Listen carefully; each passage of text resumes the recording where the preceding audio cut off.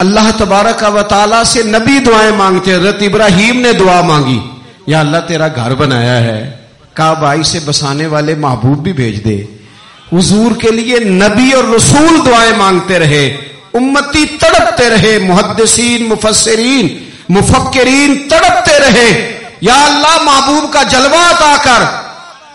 سارے حضور کے لیے دعائیں مانگے اور حضور دعا مانگے, یا اللہ مجھے عمر نہیں عطا کر دیتا, اے اللہ عمر کو مسلمان کر دے, اسلام کو عزت دے دے. سب حضور کو مانگ رہے ہیں.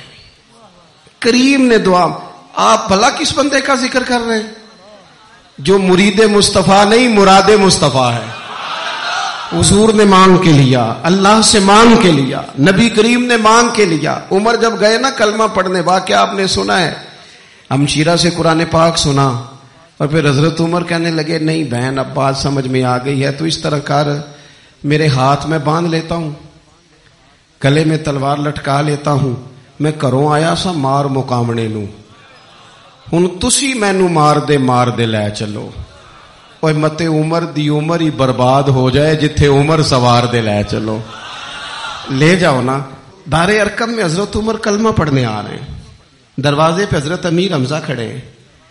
شور پڑ گیا, عمر آ گئے, عمر آ گئے, عمر آ گئے. حضرت امیر حمزہ کہنے لگے کیا ہوا اگر عمر آ گئے تو اچھے ارادے سے آئے ہیں تو استقبال کریں گے, اور اگر کوئی ارادہ گڑبڑ ہے تو اگر وہ عمر ہے تو میں امیر حمزہ ہوں, آج پتہ چل جائے گا. آ گئے ہیں تو آنے دو.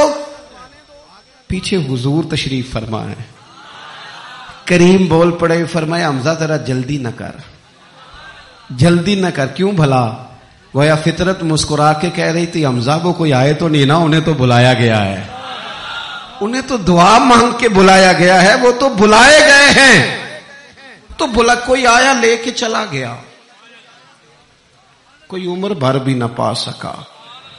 میرے مولا تجھ سے گلا نہیں, یہ تو اپنا اپنا نصیب ہے. یہ کچھ لوگ نا پسند نہیں آ جاتے, یہ کچھ لوگ پسند نہیں آ جاتے, قبول نہیں ہو جاتے.